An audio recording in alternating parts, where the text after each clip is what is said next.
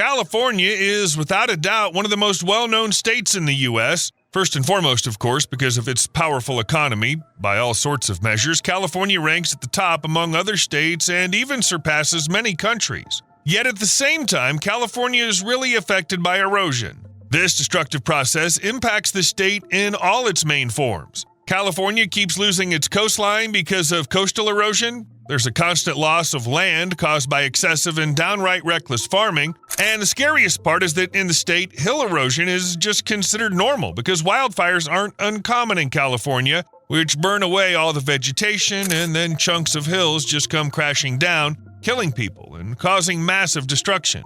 You know what actually helps deal with this dangerous type of erosion? Just dead vegetation. Lots of dead vegetation. Let's figure out how it works. You've probably heard many times that the southwestern state has big issues with rainfall. Locals know that when a downpour starts, trouble's on the way because the rain here often means a massive amount of water falling in a very short time. The outcome of such rains is flooding. For example, between December 31st, 2022 and March 25th, 2023, so much rain fell in a short period that California ended up with 22 dead. At least 200,000 homes left without power, and 6,000 people ordered to evacuate. It's almost impossible to properly estimate all the damage because there was just too much of it. Even though it wasn't catastrophic in scale, the saddest part about this whole situation is that, as they say, things used to be better. Researchers have concluded that California has entered an era of droughts characterized by longer gaps between rainfall, meaning that more water is now falling over shorter periods than before. It's worth adding that things are only going to get worse. Climatologists say that droughts will keep getting longer, while rain will come down harder and in shorter bursts. Besides floods, today's California is also all about wildfires. Surely everyone's heard about the horrific events of January 2025 when the greater Los Angeles area and surrounding regions were ravaged by a catastrophic fire. Over 10,000 structures were damaged, 180,000 people had to evacuate, and the total damage soared past $250 billion. As terrible as it was far from the only fire California has seen. Since 2000, the area of land burned annually in California has ranged from 89,000 acres, or 0.09%, to 1.6 million acres, or 1.6% of the state's total land area. But those numbers aren't the peak. For instance, just during the 2020 wildfire season, there were more than 8,100 fires that burned through over 4.4 million acres. More than 350,000 Californians live in cities that are completely located in areas with a very high fire risk. And 2.7 million people live in very high fire hazard severity zones, which also includes areas with lower risk. If you take people out of the equation, the reasons behind California's fire risk are pretty much the same as for its frequent floods: the climate. And the worsening situation is just the climate getting worse. Extremely low humidity, high temperatures, no rain, and strong winds. And there you have it, fires. Lots and lots of fires. Do you see where we're getting at? Fires and floods happening in the same area. That's a big problem, especially because of erosion, and even more so when it comes to hillside erosion. For example, the U.S. Geological Survey documented a tenfold increase in hillside erosion after wildfires in Northern California from the late 1980s to the 2010s. The soil erosion from the hills has become more frequent, which is of course very destructive to everything in its path. For example, roads, houses, and other infrastructure can be damaged. It can also lead to casualties among both people and animals. It's also worth mentioning that the burned soil and vegetation on the hills isn't just erosion, but also floods, especially during rare but heavy California rains. They fall and just run down as there are no plants or topsoil. There's nothing to hold the water back. A prime example is the 2014 King Fire, which broke out in El Dorado County, not far from the national park. Nearly 99,000 acres of forest were destroyed, with the majority of it on the hills. 11 Pines Road, the primary road from Highway 50 to the northern edge of the El Dorado National Forest, was under threat, as were the Brush Creek and Slab Creek reservoirs, key components of the Smud hydroelectric plant in the Sierra Nevada mountains. There was also the risk that sediment, which would flow down from the hills, might block the drainage pipes and affect the water quality in the streams and reservoirs.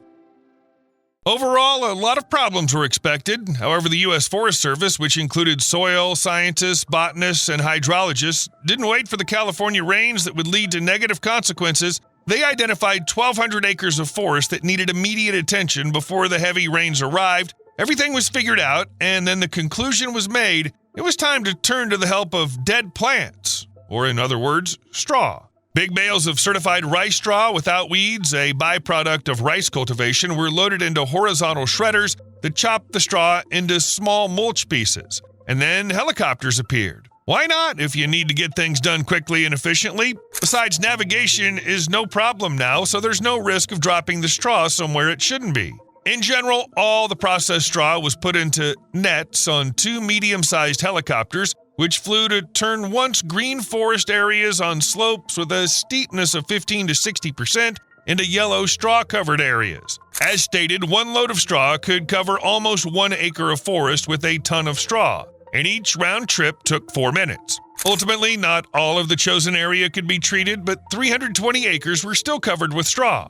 You might be asking yourself, what does straw have to do with this? How does it help protect against erosion? How can dead plants shield us from the severe consequences of fires? Well, the U.S. Forest Service didn't do this for no reason. Let's break it down. Each plant has a large root system. It goes underground, grows there, and acts as a stabilizer for the soil, keeping it in place. A fire breaks out, the flames destroy all the plants, the entire topsoil with its fungi, bacteria, and other organic materials that keep it in place and allow it to absorb water. Short but intense California rains follow. After the fire, the soil has no stabilization, so it's easily washed away by the water and deteriorates, which can lead to chunks being torn off from the hills. Then they rush down and cause all the consequences we talked about. And also, the soil may turn into a crust because of the fire, which actually repels water. This results in the rain falling on the hills and rushing down as a swift flow, causing flooding and destruction. As for dead plants, the straw mulch layer is a basic stabilization method that, although not as effective as a normal healthy forest soil layer, still helps slow down water runoff. This reduces the likelihood of mud flows and also prevents large chunks of soil from being washed away from hills. Straw also acts as a shield, reducing the impact of rain on the soil, which lowers the risk of erosion. Unfortunately, there are no specific performance indicators for mulching in the case of the California fire, but at least there have been no reports of infrastructure or road damage that was supposed to be protected. It seems that they managed to avoid the negative consequences after all. Moreover, it's possible to find data on how effective this kind of mulching actually is. Let's quickly move to Spain, where in 2020 they were calculating and studying everything on scorched lands. As a result, we now have the conclusion that straw mulch, which was laid out after a serious fire, holds more moisture than the soil in areas where no straw was added. Research shows if more than 80% of the affected soil is covered with straw, erosion after the fire is reduced by up to 90%. Even if 67% of the area is covered, erosion drops by 70 to 75% following a forest fire. Overall, this solution proved to be truly effective in preventing severe consequences from the King Fire in California. It's also worth noting that straw mulching is not just a way to prevent erosion in the moment, but also, let's say, a kind of booster that helps a burned-out area recover. The straw blanket leads to reduced evaporation while also helping to collect and infiltrate rainwater. This, by the way, is very useful for California with its long, dry spells. Plants need moisture, which has nowhere to come from, but straw gradually releases the water it stored during the rain. On top of that, the straw will start to decompose at some point, gradually releasing nutrients into the soil and other plants. This is also a big help for the California greenery, which survives in conditions that often don't seem very favorable. There are also weeds. Gardeners say that straw helps keep them away. This feature will be useful for the forest as well, especially for the soil that was affected by the fire, where plants have to try even harder to grow. Using mulch to protect against post-fire erosion is, of course, not an invention of Californians. This solution has already proven itself many times, even during more severe fires, such as the one that occurred in 2020 in Colorado at Cameron Peak. The fire affected nearly 210,000 acres in the Arapahoe and Roosevelt National Forests in Larimer and Jackson counties, as well as in Rocky Mountain National Park.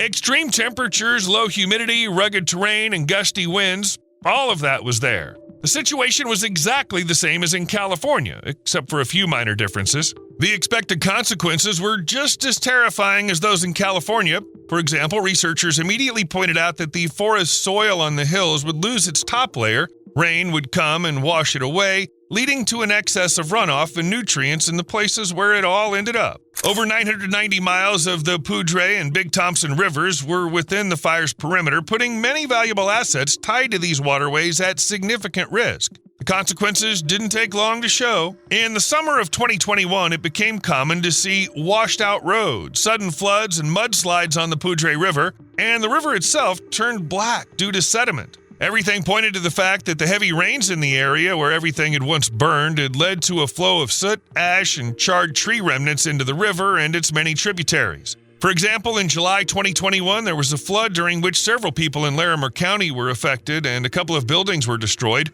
Additionally, some residents had to evacuate to safer areas. Something needed to be done. So helicopters flew over the fire-damaged areas, spreading straw. More than 10,000 acres in the Poudre River watershed and 1,480 acres in the Big Thompson River watershed were set aside for this. The most hazardous areas, which were causing the most pollution problems, were covered with straw. It's worth mentioning that not only agricultural rice straw was used during mulching, but also shredded wood. Overall, the project was seen as an effective solution to the problem, but there was one downside. It's really expensive.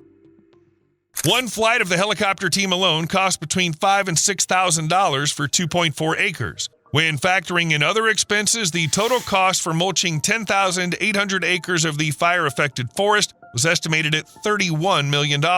These kinds of barriers were also used to manage erosion during the recovery efforts from the Cameron Peak fire. This barrier is made from wheat or rice straw as well as wood fibers. They're rolled into a cylinder, then wrapped in mesh to keep them from falling apart. Moving such a structure from place to place is a cumbersome task compared to dropping straw from a helicopter. However, despite their bulky appearance, the barriers are made of straw, so the overall weight isn't that heavy. This makes them perfect for erosion control on hills that have been damaged by fires. The whole thing's pretty simple. A barrier's there to stop stuff, so a straw barrier's put along the slope's contour and then slows the flow. You know how one of the main problems with erosion after a fire is sediment that muddies up streams, clogs pipes, and all that? A straw barrier can let water through while holding back everything else that comes with it. Sounds effective. However, recent studies have shown that the barrier isn't very effective during heavy rainfall. In such cases, its holding capacity is easily exceeded or reduced due to deposits from previous erosion events. Besides, poor construction and installation can actually worsen erosion by concentrating runoff at the lower end of the barrier. Overall, not the best choice, say for California, considering that rainfall there is the very definition of intensity. Still, if conditions allow, the method is used. For example, in Colorado, where straw barriers were actively set up on hillside slopes. Now, this is a way more complicated method of preventing erosion because logs, well, they're heavier than straw barriers. Still, parts of trees are used on moderately or severely burned slopes with a grade of 20 to 60% and erosion-prone soils. The setup's pretty much the same as with straw barriers. You bring them to the right spot on the slope and then set them up. But here's the thing, unlike straw, a log can just roll away, so they're partially buried.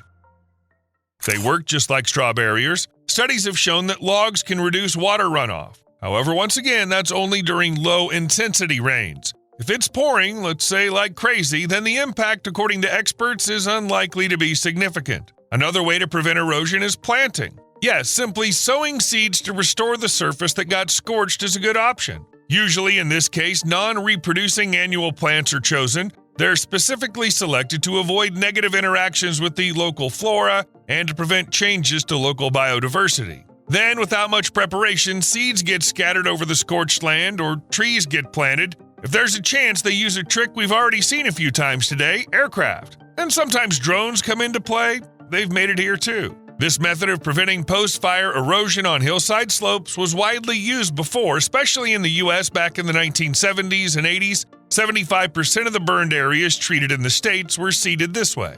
However, this method isn't that common right now. The reason is that there's a risk of introducing non-native species and potentially interfering with the recovery of local vegetation. Plus, studies on seeding burned areas have shown that seed survival rates during the first year after a fire are low. Plants just didn't survive long enough to become an effective defense against erosion and flooding. As a result, in the 2000s, only 30% of the burned areas treated in the U.S. were seeded. Well, it does seem like straw is the most effective method of the ones mentioned, but it's worth noting that dealing with erosion on hills requires a comprehensive approach. The risks posed by slopes stripped of vegetation by fire are simply too complex to address with a single solution. The threat from slopes whose cover's been destroyed by fire is too multifaceted.